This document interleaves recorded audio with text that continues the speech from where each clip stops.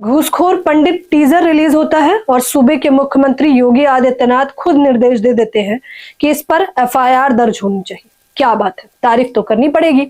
बताइए, बेरोजगारी, महंगाई और जिस प्रकार से यूजीसी के समर्थन में आए हुए छात्रों पर लाठीचार्ज किया जा रहा है, उस पर सीएम योगी आदित्यनाथ कोई प्रतिक्रिया नहीं देते।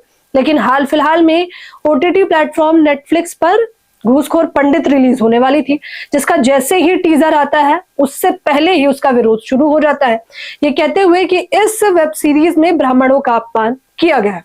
हालांकि ध्यान से सुनिए कि प्रोड्यूसर का नाम है नीरज पांडे और इसमें अभिनेता जो है वो खुद ब्राह्मण समुदाय से है, यानी कि बनाने वाले भी ब्राह्मण है, इसका विरोध करने वाले भी ब्राह्मण है।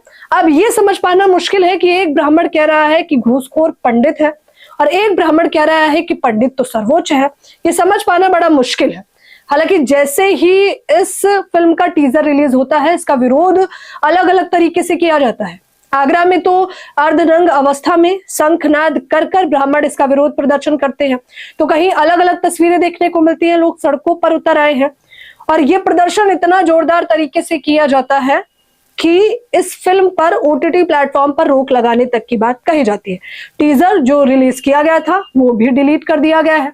अब आप बेहतर तरीके से समझ सकते हैं कि विरोध करने वाले सही हैं या फिर मूवी बनाने वाले। मैं फिर कह रही हूँ, बनाने वाले भी ब्राह्मण है, विरोध करने वाले भी ब्राह्मण है। एक जो खुद को सर्वोच्च बता रहे हैं और एक जो खुद को घूसखोर पंडित बता रहे हैं। अब कौन सच है कौन गलत, आप खुद मुझे कमेंट में बताइए।